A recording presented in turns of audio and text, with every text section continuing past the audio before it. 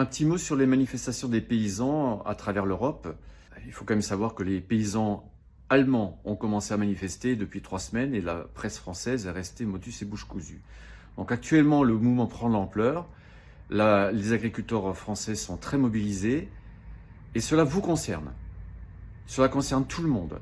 Parce qu'un agriculteur qui travaille 50 à 60 heures par semaine, il n'a pas le temps de manifester. S'il le fait, c'est qu'il est poussé au bout du rouleau, c'est qu'il est poussé dans la survie.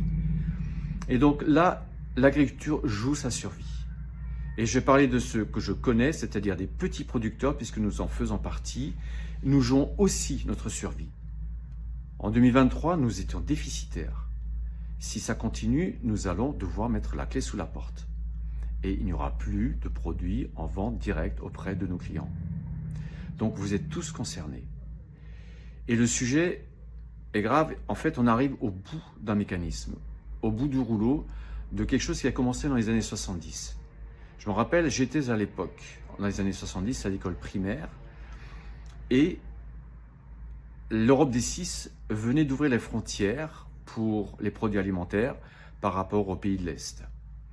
Ce qui impacta fortement un certain nombre d'éleveurs, par exemple. Mon père était éleveur porcin, et c'était pour lui le début de la fin.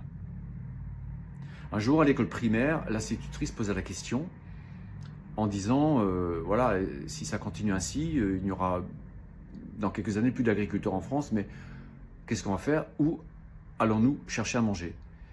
Et une petite fille qui leva le doigt qui dit oh, ben, j'irai à la Migros. Donc la Migros, c'était à l'époque la grande surface dans les régions germanophones, en l'occurrence Alsace. Et c'est assez intéressant parce que même si c'est une vision d'un enfant, mais je pense que beaucoup d'adultes ont cette notion de à la grande surface, on trouve de tout. Donc il y a toujours la solution de la grande surface. Depuis les années 70, les gouvernements successifs ont laissé se mettre en place ou ont mis en place un certain nombre de règles qui ont abouti à la mondialisation actuelle et qui ont généré un monstre. Ce monstre, c'est la multinationale. La multinationale qui est aujourd'hui prédatrice, ces grosses multinationales qui sont en train d'aspirer les économies de tous les pays occidentaux et qui sont en train de faire crever tous les corps de métier.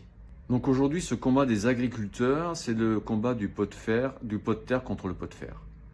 Et en soi, on pourrait dire il est désespéré. Effectivement, il faudrait vraiment un changement systémique pour assainir l'agriculture au plan économique, je ne parle pas au plan agronomique. Et ce changement, on ne le voit pas trop poindre. Néanmoins, ce n'est jamais désespéré. Et c'est nous, c'est vous qui avez la clé pour pouvoir faire survivre les agriculteurs aujourd'hui.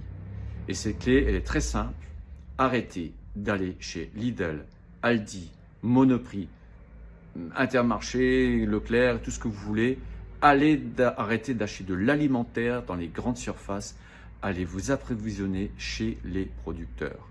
C'est un effort à faire, mais si vous ne le faites pas, demain, vous allez être condamné à manger des pierres, à manger de la MERDE que vend la grande surface.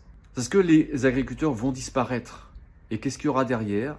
Eh bien, ces multinationales vont racheter toutes les terres et vont cultiver à leur manière, c'est-à-dire le moins cher, le plus bas de gamme possible, pour ensuite revendre au plus cher, pour se faire toujours les plus grosses marges. Sachez que l'année dernière, en Allemagne, Aldi a racheté 7000 hectares de terre et a déjà commencé ce processus.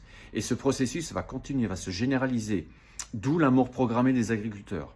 Et donc, si on ne réagit pas, eh bien, dans quelques années, mais pas beaucoup, dans 3-4 ans, on verra cette généralisation de la mainmise des multinationales sur l'ensemble des terres agricoles. Et là, vous n'aurez plus le choix, c'est bouffer de la MERDE que vendent ces gens. Donc, il faut réagir maintenant, aujourd'hui, pas demain. Et donc, boycotter les grandes surfaces sur l'agroalimentaire et faites l'effort d'acheter chez les producteurs. Avec d'autres producteurs, on a ouvert un magasin ici à Saint-Cloud. On a un Lidl qui est à 50 mètres. Le Lidl est rempli aux as du matin au soir, 7 jours sur 7. Le magasin de producteurs, il est presque vide. Donc les gens de la ville n'ont pas encore compris les enjeux.